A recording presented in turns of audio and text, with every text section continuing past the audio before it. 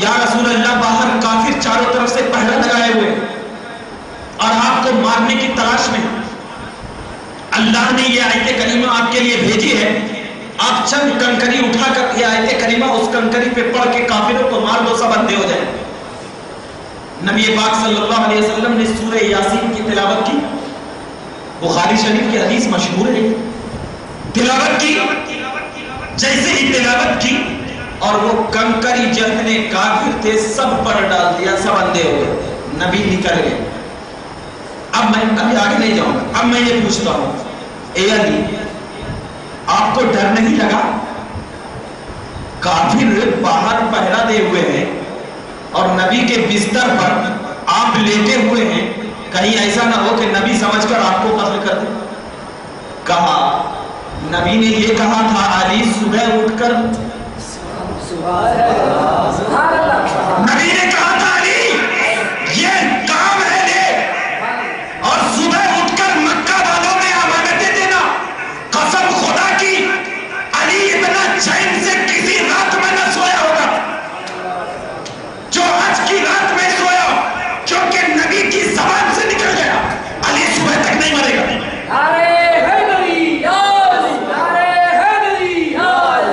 اب بتا چلو نبی کی زبان سے نکل گیا، اب کافر اندر آئے، ان کو یہ محسوس نہ ہو سکا کہ علی سویا ہے کہ نبی سویا ہے، کیونکہ علی نے نبی کی چاہت کو اپنے سینے میں پسا کر یہ بتا دیا کہ اپنی چاہت کو اگر نبی کی طرف بنا لو گے تو اللہ تیرے اندر اتنی طاقت دے گا کہ تمام کافر بھی مل جائے تو تیرا ایک بال نہیں اکھاڑ سکتا۔ اب ہے ایک چیز یہ بتا رہا ہوں کہ جب نبی گئے تو ہمارا عقیدہ یہ ہے کہ نبی ہم کو دکھتے، وہ کہتے ہیں کہ ہم کو نہیں دکھتے، تو میں ان سے کہا ہو سکتا ہے کہ وہ کنکر تم کو لگا ہوگا جو نبی نے ہجرت کی رات میں ان کافروں کے اوپر پھینکا، تو وہ کافر کیا ہو گئے؟ اندھے ہو گئے، نبی کو دیکھ نہ سکے۔ تو جو دل کے اندھے ہیں نبی کے عشق سے، ارے ہم سنیوں کا تو یہ عقیدہ ہے کہ نبی کے عشق میں سرشار ہے، اور جو نبی کے عشق کو اپنے سینے میں نہ لیتا ہے، جو نبی کی محبت کو اپنے سینے میں نہ بساتا ہے، تو وہ تو اندھا ہی ہے، وہ تو اندھا ہی ہے۔ ارے ہمارا تو عقیدہ ہے کہ النبی اولیٰ بالمؤمنین من انفسہم، نبی مومن کی جان سے زیادہ قریب ہے۔ اب بتا، جب اللہ کہہ دیا کہ نبی مومن کی جان سے زیادہ قریب ہے، تو اب دن میں جھانک کر دیکھ، تیرے قریب ہوں گے نبی، تیرے قریب ہوں گے نبی، لیکن اس قربت کو دیکھنے کے لیے اپنے سینے کو نبی کا سینہ کی طرح بنا۔ اسی لیے اب ہم تمام لوگ نبی پاک صلی اللہ علیہ وسلم سے مدد بھی مانگتے ہیں۔ کیوں؟ اس لیے کہ قرآن و حدیث کا بھی اتفاق کی عقیدہ ہے کہ اللہ تبارک و تعالیٰ نے نبی پاک صلی اللہ علیہ وسلم کو مدد کی طاقت عطا فرمائی بالاتفاق۔ اب مدد ایک چیز ہو گئی، کیوں؟ اس لیے کہ مدد تو اسی سے مانگی جاتی ہے جس کے اندر طاقت و قوت ہو۔ اب میں آپ کو ہر ایک چیز کی طاقت بتاتا ہوں۔ نبی کے آنکھ میں کتنی طاقت تھی؟ نبی کے آنکھ میں کتنی طاقت تھی؟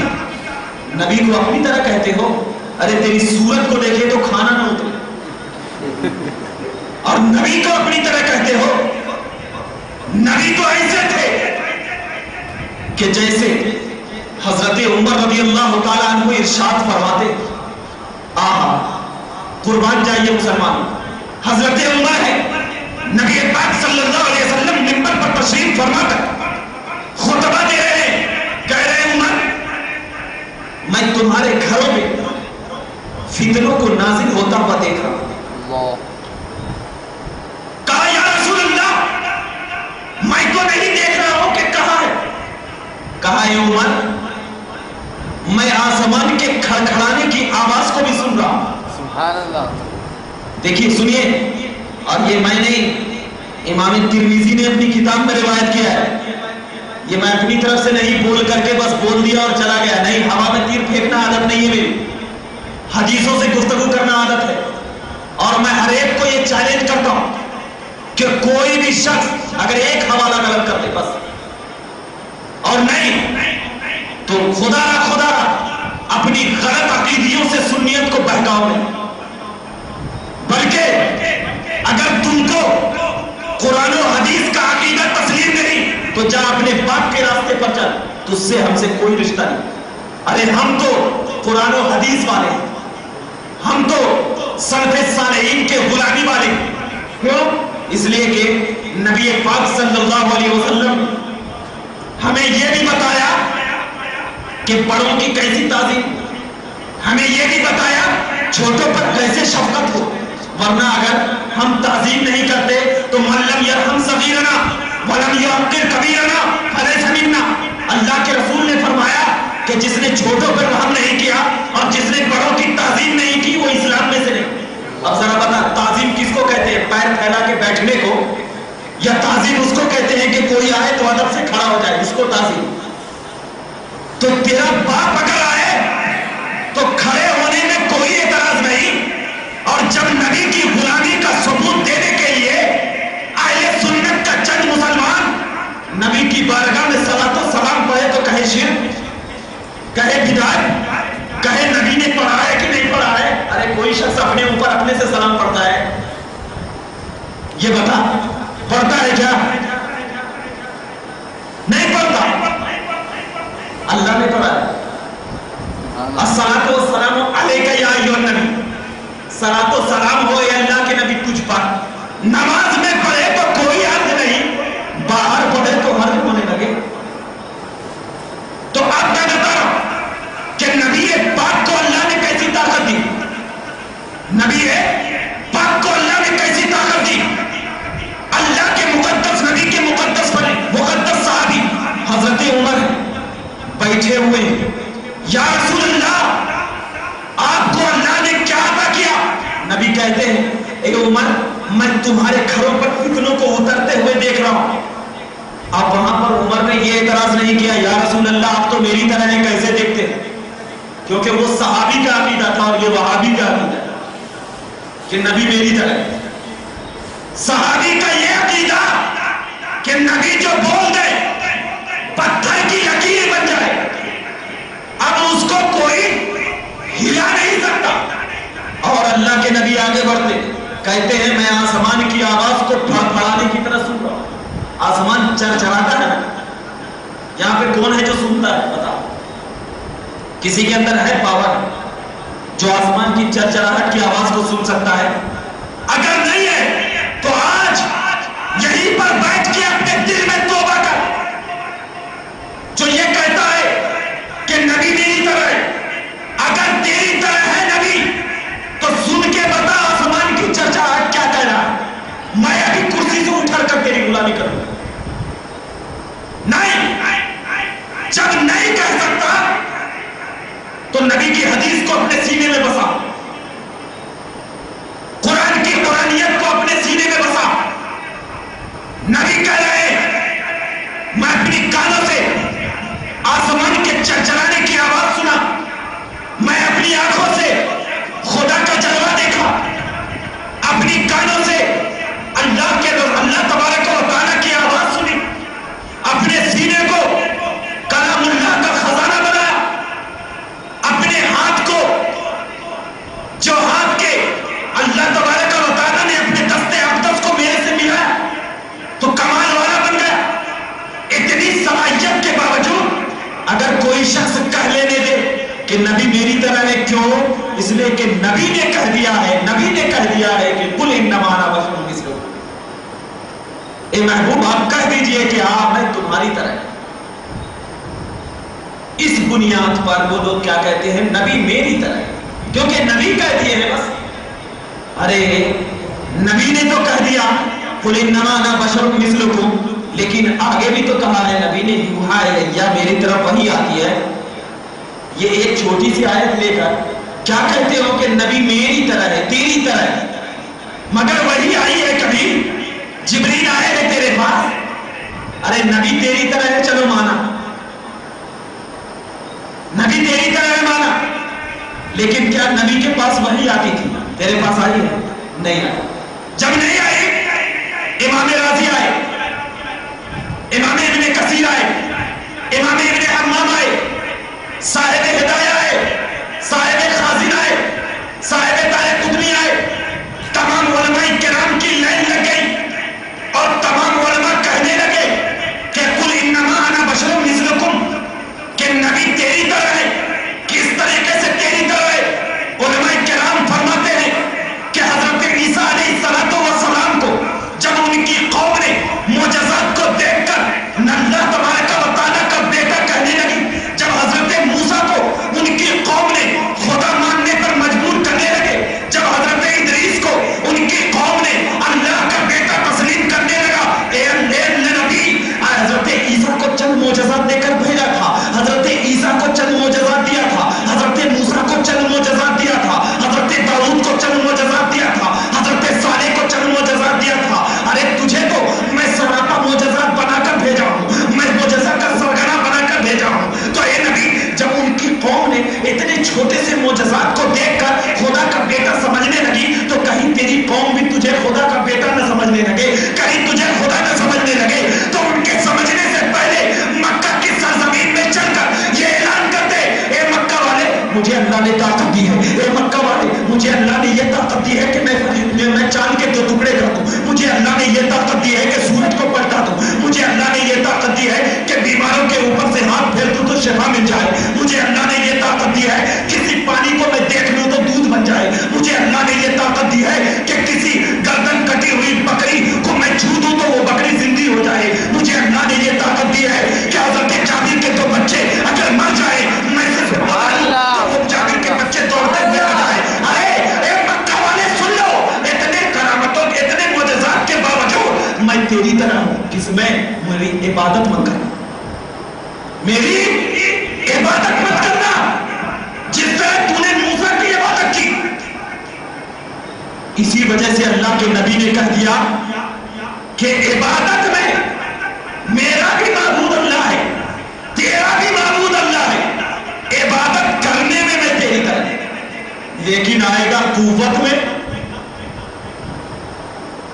میں آئے گا تو عمر کی تلوار سامنے پائے گا۔ سبحان اللہ، عمر کی تلوار سامنے پائے گا اور عمر کہتے ہوئے نظر آئیں گے۔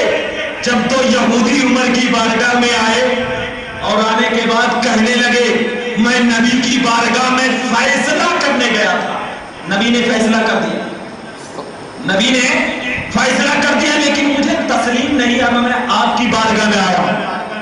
کہا ٹھہر، میں ابھی اندر سے آتا ہوں۔ تلوار لائے اور ایک کو قتل کر دیا، کہا نبی کے فیصلے کے خلاف گیا، جا، نبی کے فیصلے کے خلاف گیا، جا۔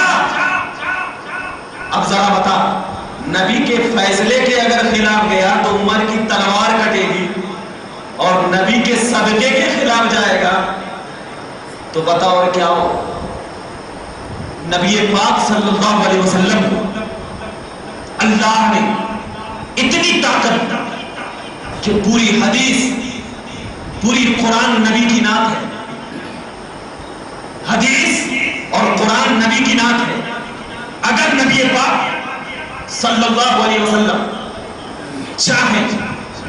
چاہیں تو یہ نہیں کہہ رہا ہوں، حضرت عائشہ آتی ہے، بخاری شریف کی حدیث پاک ہے جلد 2، حضرت عائشہ آتی ہے، یا رسول اللہ میں 3 دن سے دیکھ رہا ہوں کہ آپ کے پیٹ پہ پتھر پڑے ہوئے، مجھے برداشت نہیں۔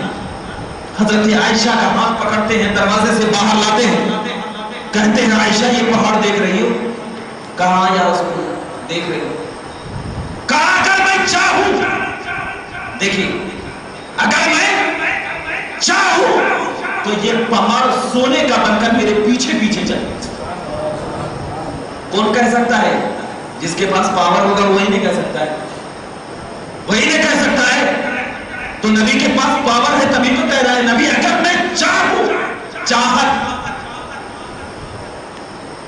ایسی کہ مٹی سونا بن جائے، تو اگر نبی کسی سے محبت کرنے لگے اگر نبی کسی سے محبت کرنے لگے تو وہ شخص کیا بن جائے گا؟ وہ شخص تو ایسا بن جائے گا کہ حضرت عمر رضی اللہ تعالیٰ عنہ کے بیٹے حضرت عبداللہ ابن عمر. اب دیکھیے نبی کی محبت دیکھیے. حضرت عبداللہ ابن عمر اور حضرت امام حسین ہیں, دونوں چھوٹے بچے ہیں. سبحان اللہ. نبی کی چاہت ایسی کہ مٹی سونا بن جائے اور محبت ایسی, بتا رہا ہوں.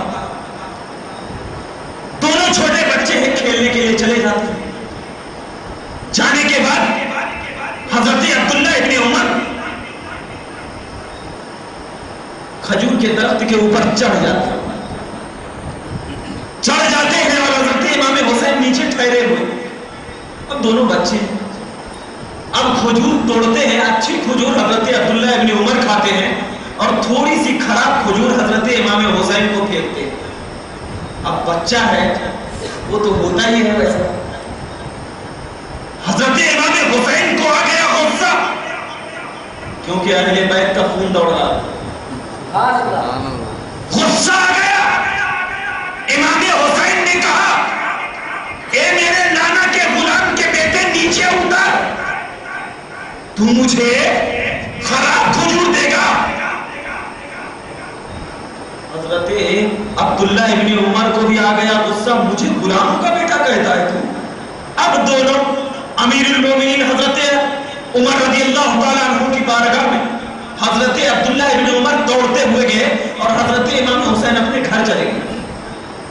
روتے ہوئے حضرت عمر کی بارگاہ میں گئے, کہا ابا جان, آج امام حسین نے کہا تو میرے نانا کے غلام کا بیٹا ہے. کہا ایسا کہا؟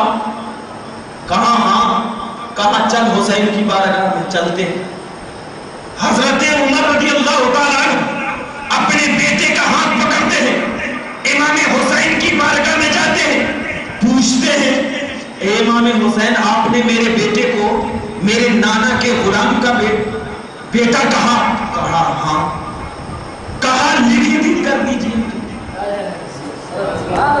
کہا لکھ کر دیجیے. کہا اہل بیت کی زبان ہے, ایک بار بول دیا تو بول دیا, بدلتا نہیں. تمہاری طرح نہیں, آج بولا شرک تو کل بولے گا دیگر. وہ نہیں, اہل بیت کی زبان ہے, ایک مرتبہ جو بول دیا بول دیا. کہا لکھنا ہے, لکھ دیا. اب جب لکھا عمر نے ہونٹوں سے لگایا, سینے میں بسایا, سروں پہ رکھا, مکہ والوں نے اعلان کر دیا اب مجھے جنت کا سرٹیفکیٹ مل گیا. بیٹا اب ہم دونوں کو جنت کا ٹکٹ مل گیا, کیونکہ جو آقا کا غلام ہوگا وہ بغیر جنت میں جائے رک نہیں سکتا. نعرے تکبیر, نعرے تکبیر, نعرے رسالت. اب ذرا بتائیے, جب 7 سال کے امام حسین اگر کسی کو کہہ دیں کہ میرے نانا کے غلام کا نواسا ہے تو جنت مل گئی. میں پوچھتا ہوں امام حسین یہ طاقت ملی تو کہاں سے ملی؟ یہ پاور ملا تو کہاں سے ملا؟ آج بہت سارے لوگ کہتے ہیں, میں نے یہاں پر بولتا ہوں, آج بہت سارے لوگ کہتے ہیں ہم درگاہ پہ گئے, جاتے ہیں نہیں جاتے ہیں, سنیوں کا عقیدہ ہے جاتے ہیں. جا کر کے اگر ذرا سا ہم چومیں, کہاں شرک, یہی تو کہتے ہیں نا شرک ہو گیا. کہا شرک ہو گیا. اب میں آپ کو ایک چند چیز بتاتا ہوں کیوں شرک ہوا. بھائی اس سے اگر پوچھیں تو کیا بولتا ہے چومنا شرک ہے. چومنا شرک ہے اور کچھ بھی نہیں. اور میں کہتا ہوں چومنا شرک نہیں بلکہ شرک سے بچاتا ہے.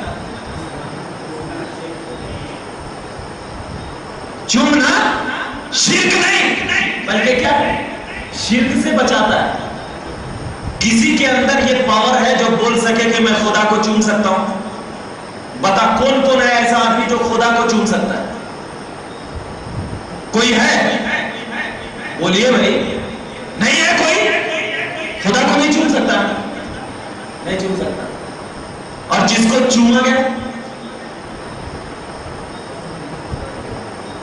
ارے جب خدا کو نہیں چوم سکتا تو جو چوم رہا ہوں جس کو، وہ خدا ہوگا؟ جب آپ ہی کہہ رہے ہیں کہ کوئی خدا کو نہیں چوم سکتا، جب آپ کہہ رہے ہیں کہ کوئی خدا کو نہیں چوم سکتا، تو عقل کہے کہ چوم، کیونکہ چومے گا معلوم ہوگا کہ یہ خدا نہیں ہے، تب تو چومنے کی طاقت۔ اب اگر جو بولا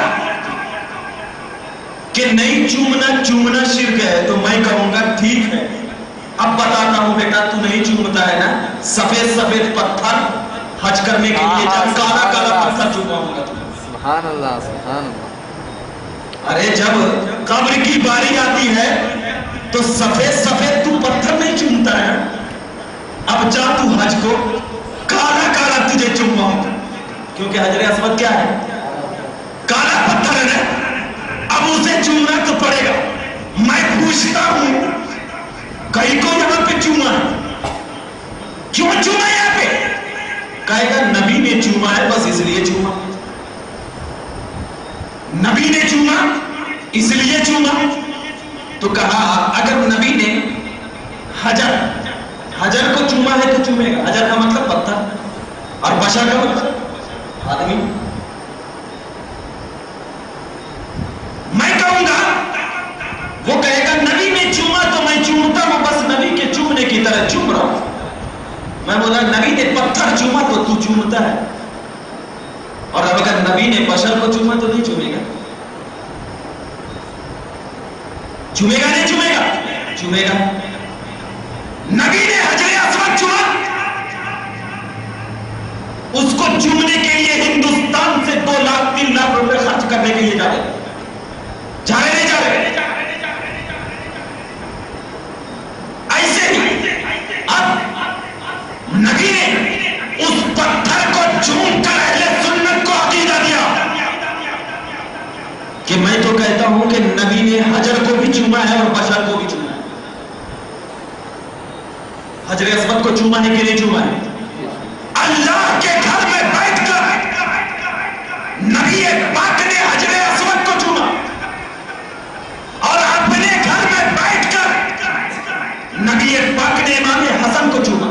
سبحان اللہ۔ پتا حسن کے ہونٹ کو چوما ہے کہ نہیں چوما ہے؟ پیشانی حسین کو چوما ہے کہ نہیں چوما ہے؟ دندان حسین کو چوما ہے کہ نہیں چوما ہے؟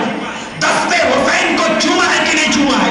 اب نبی پاک نے ہم سنیوں کو عقیدہ دیا کہ سنی ایسا حجر ملے تو حجر کو چومنا، اور ایسا بشر ملے تو بشر کو چومنا۔ اسی لیے ہم حجر اسود کو بھی چومتے تھے، اور ویسے خاندان کا بشر اگر مل رہا ہے تو اس کو بھی چوم رہے، کیونکہ نبی نے ہمیں دونوں بتایا ہے، حجر کو بھی چوم لو بشر کو بھی چوم لو۔ ہم قبر پر جاتے ہیں صرف پتھر چومنے کے لیے نہیں، اس پتھر سے اس ذات کو نسبت ہے جو نبی کی آل ہے۔ سبحان اللہ۔ نبی کی آل ہے، وہ آل جس کو اللہ نے کہا اے نبی میں تیری آل کو اتنا پاک کر دوں گا کہ اس سے پہلے کسی کو اتنا پاک نہیں کیا ہوں۔ پاک شخص پاک لوگوں کے پاس جاتا ہے اور ناپاک شخص ناپاک لوگوں کے پاس۔ تو ہم نبی کے آل پاک آل کے پاس پاک لوگ جاتے ہیں۔ اب اگر وہ شخص جانے سے روک دے تو بتائیے آپ کیا ہے وہ آپ سوچ لیجیے۔ تو بتا نبی پاک صلی اللہ علیہ وسلم کی ذات ایسی ہے کہ نبی پاک صلی اللہ علیہ وسلم اگر کسی کو چوم لے تو وہ برکت والی بن جائے۔ حدیث پاک میں ہے، میں ابھی آدھا ٹکڑا بول کر چھوڑ دیا تھا، حدیث پاک میں یہ ہے، حضرت عمر نے حجر اسود کے پاس کھڑے ہیں، حجر اسود کے پاس کھڑے ہیں، کھڑے ہونے کے بعد حضرت عمر کہتے ہیں اے حجر میں تجھے چومتا ہوں اس لیے کہ نبی نے چوما ہے، نبی نے چوما ہے۔ حضرت علی پیچھے ہیں، بخاری کی حدیث ہے اور اس کی شرح میں علامہ ابن حجر اسقلانی نے بہت لمبی بات کی. نبی کے مقدس صحابی حضرت علی کہتے ہیں پیچھے کھڑے حضرت عمر نے کہا اے پتھر تو نہ نقصان پہنچا سکتا ہے کسی کو نہ نفع پہنچا سکتا ہے, بس تجھے نبی نے چوما ہے بس میں چوم رہا ہوں. حضرت علی کہتے ہیں کہ نہیں, یہ پتھر نقصان بھی پہنچا سکتا ہے اور نفع بھی پہنچا سکتا ہے. اب میں پوچھتا ہوں کیسے نقصان اور نفع پہنچاتا ہے؟ حضرت علی کہتے ہیں کل قیامت کے دن یہی پتھر ایمان والوں کے ایمان کی گواہی دے گا اور یہی پتھر کفر والوں کے کفر کی گواہی دے گا. جیسے ہی یہ روایت پڑھا میرے دل میں کھٹکا پیدا. شاہد کس کو کہتے ہیں, گواہ کس کو کہتے ہیں؟ جو شخص موجود ہو, جو شخص موجود ہو اس جگہ پر جہاں پہ وہ چیز ہو رہی ہے, اس کے بعد گواہی قابل قبول ہے نا. اگر میں یہاں پر بیٹھ کر کے بول رہا ہوں کہ حیدرآباد میں فلاں جگہ مار ہو رہا ہے, میری گواہی کوئی مانے گا؟ نہیں مانے گا. میں یہاں پر بول رہا ہوں کہ نارائن کھیڑا میں یہاں پر کہ یہ ہوا, دیکھ کے آیا ہوں, میں مان سکتا. حضرت علی کہتے ہیں یہ پتھر ایمان والوں کے ایمان کی گواہی دے گا اور کفر والوں کے کفر کی گواہی دے گا.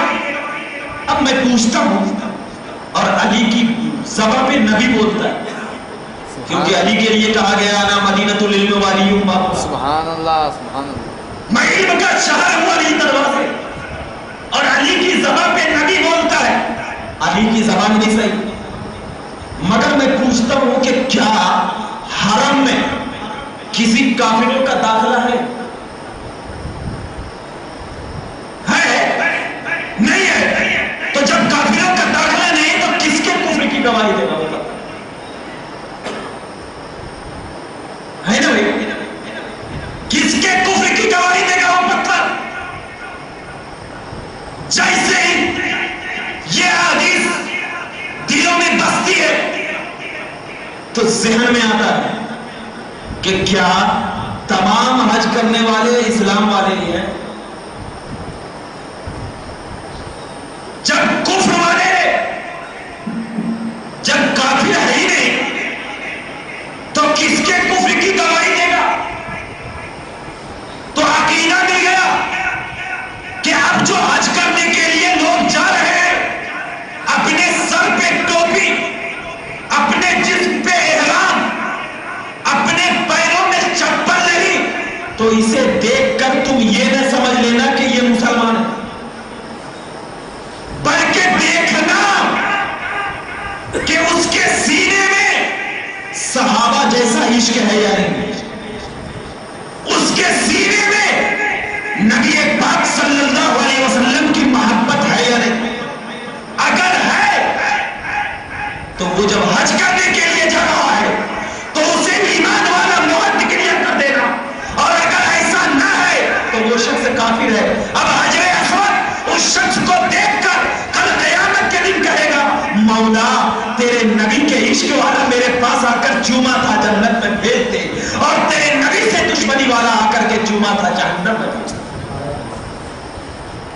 اب بتانا مقصد یہ ہے مسلمان کہ ہم تمام لوگ ہیں, ہم تمام لوگوں کے سینوں میں طرح طرح کی باتیں کیا جاتی ہیں.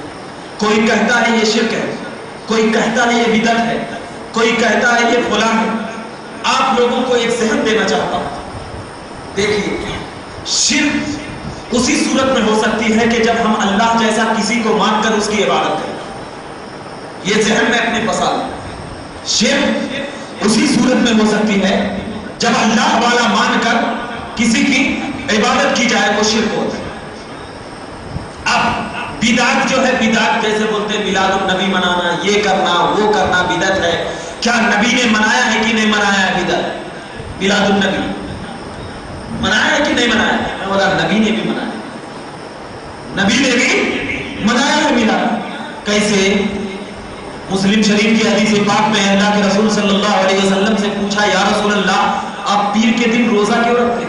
کہا یوم ولدت فیہ, یعنی یہ پیر کا دن ایسا ہے جس میں میری پیدائش ہوئی. تو نبی پاک نے پیر کے دن روزہ رکھ کر کے منایا کہ نہیں منایا؟ منایا نا. اب لوگ بولتے ہیں کہ ٹھیک ہے منایا ہے, تم روزہ رکھو، تو ہم روزہ بھی رکھتے ہیں، روزہ بھی رکھتے ہیں، تو پھر کیا جھنڈیاں کیوں لگاتے ہیں؟ اس وقت نبی نے لگایا تھا کیا؟ اس وقت نبی نے لگایا تھا کیا؟ تو میں اس سے یہی بولوں گا، اب کوئی شخص پیدا ہونے سے پہلے اس کی برتھ سرٹیفکیٹ بن جاتی کیا؟ پیدا ہونے سے پہلے بنتی کیا برتھ سرٹیفکیٹ؟ نہیں بنتی نا، پیدا ہونے کے بعد ہی بنے گی برتھ سرٹیفکیٹ، یہی ہے نا؟ نبی کے زمانے میں جھنڈیاں نہیں تھی، نہیں لگی، صحابہ کے زمانے میں جھنڈیاں نہیں تھی، نہیں لگی، اس زمانے میں کیا تھا؟ اس زمانے میں دف تھا۔ اب ذرا دیکھیے اس زمانے میں کیا دف سمجھ رہے ہیں؟ دف جنگ بدر کا موقع ہے، فتح و کامرانی مسلمانوں کے مقدر میں لکھی جا چکی ہے، صحابہ کرام کا مجمع ہے، نبی پاک سامنے ہے، اب پیچھے صحابہ کا گھوڑا ٹک ٹک کرتے ہوئے آ رہا ہے، مدینے کی بچیاں کھڑی ہو گئی، نبی کا استقبال ہو رہا ہے، کیسے؟ تف بجا کر۔ نبی نے دیکھا منع نہیں کیا، علی نے دیکھا منع نہیں کیا، صدیق نے دیکھا منع نہیں کیا، عثمان نے دیکھا منع نہیں کیا، عمر نے دیکھا منع کر دیا، عمر نے دیکھا منع کر دیا۔ نبی نے کہا عمر باپ کے دل میں ابھی وہ طاقت نہیں پیدا ہوئی، عمر کے دل میں وہ طاقت پیدا نہیں ہوئی کہ عمر دف کو سن سکے، کیونکہ عمر اب یہ بتا دیا کہ دف سننے کے لیے پہلے اپنے دل کو سنوارنا پڑتا ہے۔ اب اس سے یہ نہ سمجھنا کہ عمر نے ابھی تک دل ہی کو نہیں سنوارا تھا، ایسا نہیں ہے۔ دل کو سنوارنے کا مطلب یہ ہوتا ہے کہ کوئی طریقت والا بن جاتا ہے اور کوئی شریعت والا ہی نہیں۔ صحابہ کوئی طریقت والے تھے تو کوئی شریعت والے تھے، عمر نے شریعت کے لحاظ سے اس کو منع کر دیا، لیکن ابو بکر نے طریقت کے لحاظ سے چلنے دیا۔ اب میں بتاتا ہوں کہ نبی پاک صلی اللہ علیہ وسلم نے اس دف کے بجانے کو روکا نہیں۔ استقبال ہو رہا ہے، استقبال ہو رہا ہے، نہیں ہو رہا ہے؟ ہو رہا ہے۔ اپنا اگر بیٹا گھر میں پیدا ہو تو اتنا بڑا کیک لا کے، موم بتی جلا کے، تھالی مار کر کے، کیک کاٹ کے کھلاتے ہیں، کھلاتے ہیں نہیں کھلاتے؟ اور جب نبی کے پیدائش کی باری آتی ہے تو ان کی پیدائش کو منانے میں کون روک سکتا ہے؟ بتا، ایسی حدیث لا کر بتا، یا ایسی قرآن کی آیت لا کر بتا جس میں یہ صاف طور پر لکھا گیا ہو کہ نبی کی میلاد منانا حرام ہے، یا نبی کی میلاد منانا شرک ہے، یا نبی کی میلاد منانا بدعت ہے۔ کوئی نہیں بتا سکتا۔ جب نہیں بتا سکتا، جب نہیں بتا سکتا تو تجھے کسی نے حق نہیں دیا کہ نبی کی میلاد منانے سے روکنا۔ آپ روک اسی صورت میں رکھ سکتے ہیں جب آپ کے پاس کوئی دلیل، آپ کے پاس دلیل نہیں تو تیری زبان کو ہم قبول نہیں کریں گے۔ ہم تو نبی کی زبان کو ماننے والے ہیں، ہم تو صحابی کی زبان کو ماننے والے ہیں، کیسے قبول کر سکتے؟ لہذا آپ تمام کو یہی التجا ہے ہماری طرف سے کہ آپ لوگ اپنے سینوں میں ایسے ٹھوس عقیدے کو پیوست کر لیجیے کہ کوئی وہابیت آندھی بھی چلے تو اس عقیدے کو اڑا کر نہ لے جائے۔ سمجھ رہے ہیں؟ انشاءاللہ تبارک و تعالی۔ اور جب آپ اپنے سینوں میں عقیدے کو پختہ کر لیں گے تو قسم خدا کی دنیا آپ کے قدموں میں گرتی نظر آئے گی۔ اسی وجہ سے حضرت ابراہیم علیہ السلام کو آپ نے دیکھا ہو کہ خلیل اور کلیم میں فرق یہی ہوتا ہے کہ خلیل جو ہوتا ہے وہ اللہ کے حکم پر کوئی آبجیکشن نہیں کرتا، بس تسلیم کر لیتا ہے، اور کلیم جو ہوتا ہے وہ اللہ کے حکم پر تھوڑا بہت بولنے کی یہ رکھتا ہے۔ جیسے اللہ نے کہا یا موسیٰ لن ترانی، تو مجھے نہیں دیکھ سکتا، تو موسیٰ نے کہا اے اللہ میں تجھے دیکھنا چاہتا ہوں۔ پھر کہا اللہ نے نہیں دیکھ سکتا، بھاگا پھر میں دیکھنا چاہتا ہوں، بار بار کہا۔ پھر اللہ نے کہا ٹھیک ہے دیکھنا چاہتا ہے تو کوہ طور پر آ۔ تو دیکھیے آبجیکشن ہوا. اور وہیں پر جب نبی پاک صلی اللہ علیہ وسلم معراج میں تشریف لے گئے تو 7ویں آسمان پر کون تھے؟ حضرت ابراہیم علیہ السلام. اور 6ٹھے آسمان پہ حضرت موسیٰ تھے نا. تو میں کہتا ہوں کہ جب اللہ کی طرف سے واپس آئے نبی تو حضرت ابراہیم علیہ السلام سے مل کر کے نماز کو کم کروانا تھا. نہیں کروایا, کیونکہ خلیل جو ہوتا ہے نا وہ اللہ کی ہر بات کو بس تسلیم کر لیتا ہے. اور کلیم جو ہوتا ہے نا وہ تھوڑا بہت رہتا ہے اس کے اندر. ویسے ہی جب اللہ نے حضرت ابراہیم کو کہا ابراہیم اپنی بیوی کو جنگل میں چھوڑ دیا. پوچھا نہیں مولا کیوں چھوڑ دیا, نہیں پوچھا, اولاد کو چھوڑ دیا. 500 بکریاں ہیں حضرت ابراہیم کے پاس, کہا اللہ کے نام پہ قربان کر دیا. 500 بکریاں تھی. اس وقت حضرت ابراہیم کے جیسا کوئی بھی مالدار نہیں تھا. کیسے ایک فرشتہ اللہ کے پاس گیا, کہا یا اللہ وہ شخص کیسے اتنا متقی اور پرہیزگار ہو سکتا ہے جس کے پاس اتنی بکریاں ہو اور تیرا خلیل ہو جائے. کہا دیکھنا چاہتا ہے؟ کہا ہاں میں دیکھنا چاہتا ہوں. کہا جا انسانی شکل میں ایک پہاڑ کے اوپر چڑھ جا جس پہاڑ کے قریب سے حضرت ابراہیم کا بکریوں کے ساتھ گزر ہوتا, اور جا کر کے میرا ذکر زور زور سے کرتا. وہ فرشتہ آیا, پہاڑ پہ بیٹھا, زور سے ذکر کرنے لگا. ابراہیم کا گزر ہوا کانوں میں ذکر کی آواز سنا. چاہت ہوئی کہ اس شخص سے ملا جائے. حضرت ابراہیم اس شخص سے ملنے کے لیے جاتے. جانے کے بعد کہتے ہیں کیا پڑھ رہے تھے ذرا پڑھو. وہی فرشتہ جو انسانی شکل میں تھا کہا سبوح قدوس ربنا و رب الملائکہ. آدھی بکری دے دی, آدھی بکری دے دیا. کہا ایک مرتبہ اور پڑھو پوری دے دوں گا, ایک مرتبہ اور پڑھو پوری دے دوں گا. وہی فرشتہ جو انسانی شکل میں تھا ایک مرتبہ اور پڑھا پوری دے دوں. آواز آئی, اے فرشتے آئے, میری ابراہیم کو آزما لیا, میری ابراہیم کو دیکھ لیا. میں نے اپنے ابراہیم کو میرے قریب والی خلت اس لیے عطا نہیں کی کہ میرا ابراہیم صرف بکریوں میں لگ جاتا ہے.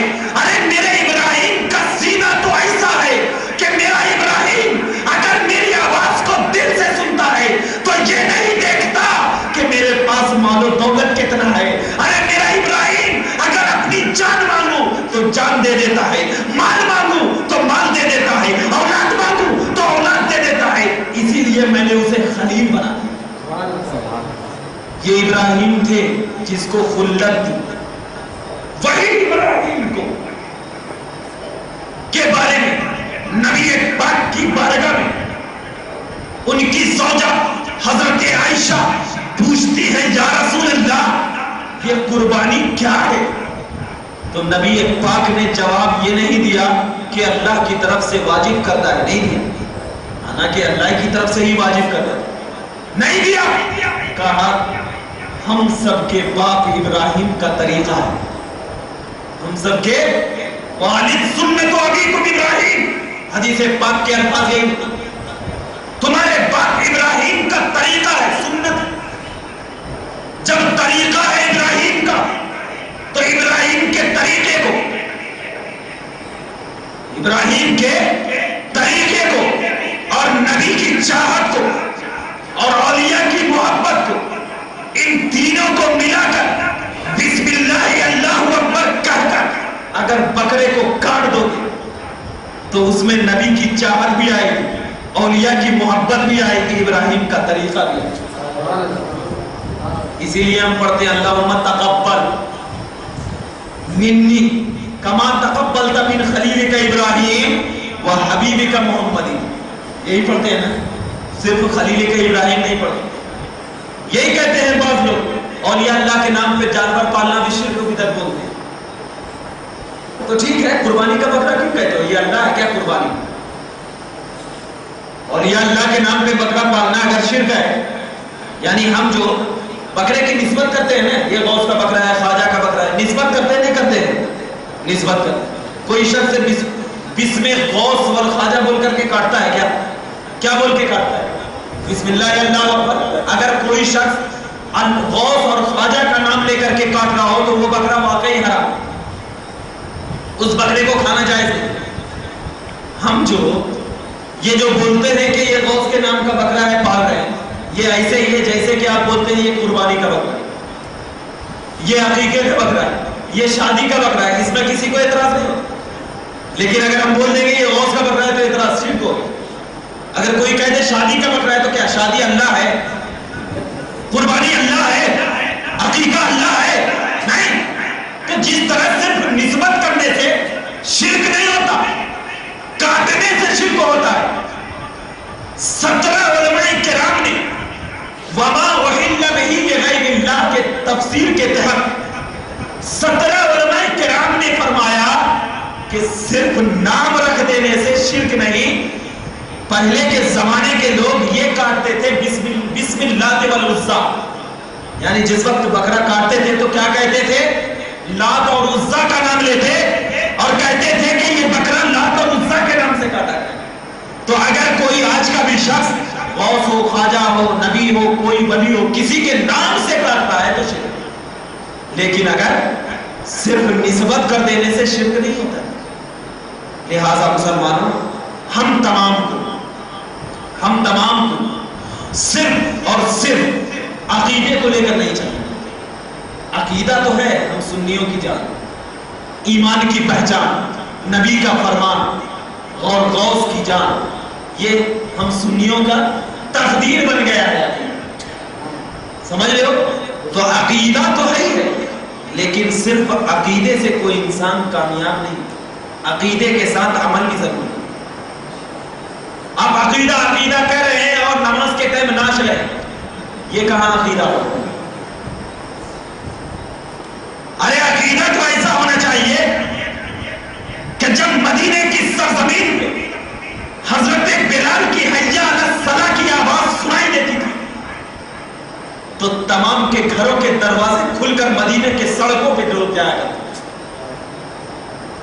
یہ تھا صحابہ کا عشق.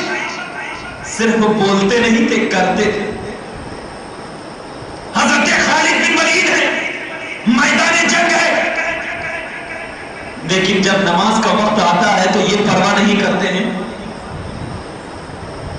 دشمن، ارے پہلے اللہ تب دشمن. تو نماز آپ اپنے سینوں میں بسا لو. اگر کوئی شخص آج سے یہ وعدہ کرو تمام لوگ، انشاءاللہ آج سے ہم یہ وعدہ کرتے ہیں کہ ہم تمام لوگ انشاءاللہ تبارک و تعالی 5 وقت نماز کی پابندی کریں گے. کیوں؟ اگر آپ لوگ نماز کی پابندی نہیں کریں تو آپ کی زبان میں تاثیر نہیں. کسی کو آپ بولیں گے تو آپ کو دوسرا چھوٹا بچہ کیا بولتا ہے؟ چل پہلے اپنا پڑھ جا، یہ بولتا. تو لہذا آپ پاک ہیں. آج جو ہمارا ماحول، گھروں کا ماحول بگڑا ہوا ہے، آج باپ جاتا ہے بیٹھ کر کے ٹی وی دیکھتا ہے اور بچہ جب آتا ہے بولتا ہے بیٹھ بیٹا کھا، یہیں پہ بازو میں سیریل چل رہا ہے، ذرا دیکھ لیں گے دونوں میں کہ آدھا گھنٹہ ٹائم پاس ہو گیا. وہی بچہ جب بڑا ہوتا ہے تو باپ کو لات مارتا ہے، گالی دیتا ہے. کیوں؟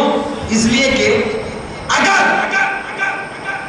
دودھ پلانے کے موسم سے، دودھ پلانے کے زمانے سے یہ کہا جاتا بیٹا میں تجھے دودھ اس لیے پلا رہی ہوں کہ کل تو نبی کے نام پہ مر جا. پہلے کی مائیں جب اپنے بچے کو دودھ پلاتی تو کہتی بیٹا دودھ کا قرض اس وقت ادا ہوگا کہ تو نبی کے نام پہ شہید ہو جا. اسی وجہ سے آپ دیکھ رہے ہیں کہ جب پہلے کے لوگ پیدا ہوئے تو عمر جیسے ایمان والے پیدا ہوئے، علی جیسا شیر پیدا ہوا، خالد بن ولید جیسا سیف اللہ پیدا ہوا. لیکن آج کا جب بچہ پیدا ہوا تو اپنے باپ کو تھپڑ مارتا ہوا پیدا ہوا. کیوں؟ وجوہات کیا ہے؟ اس لیے کہ پہلے کی ماں قرآن پڑھا کرتی تھی، پہلے کے والد نماز پڑھا کرتے تھے، پہلے کی مائیں اپنے کانوں میں ذکر و اذکار کی آوازیں سنا کرتی تھی، عشق رسول کا سینہ اپنے دلوں میں بسایا کرتی تھی. پہلے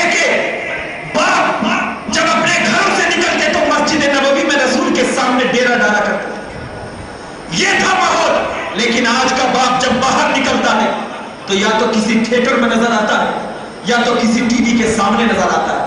تو پتا ڈفرنس ہوگا یا نہیں ہوگا؟ ہوگا نہیں ہوگا؟ آج کیا ہے؟ کچھ نہیں ہے مسلمان. آج 4 دن کی دنیا ہے, آج 4 دن کا زندگی ہے. کیا لے کر جاؤ گے؟ کیسے نبی کے سامنے اپنا چہرہ دکھاؤ گے؟ ارے نبی جب قبر میں آ کر دیکھیں گے تو کہیں گے یہ میرا امتی ہے, چلو اس سے میں منہ پھیر کر چلا جاتا ہوں, کیونکہ جب اس نے میرے حدیث پہ عمل نہ کر کے نماز نہیں پڑھا کیسے میں اسے دیکھوں گا؟ نہیں, اگر اپنے چہرے کو نورانی بنا چاہتا ہوں تو 5 وقت کی نماز پڑھو,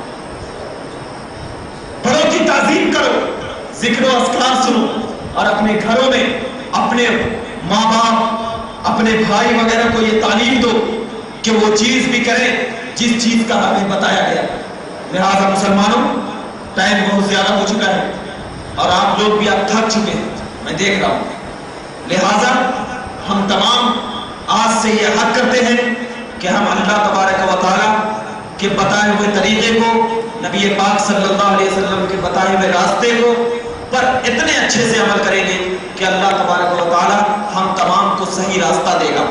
انشاءاللہ ہم 5 وقت کی نماز پڑھیں گے, بڑوں کی تعظیم کریں گے, چھوٹوں پہ رحم کریں گے, جھوٹ نہیں بولیں گے, اور ہم اپنی ماں بہنوں کو یہی سکھائیں گے کہ وہ ایک دوسرے کی غیبت کریں.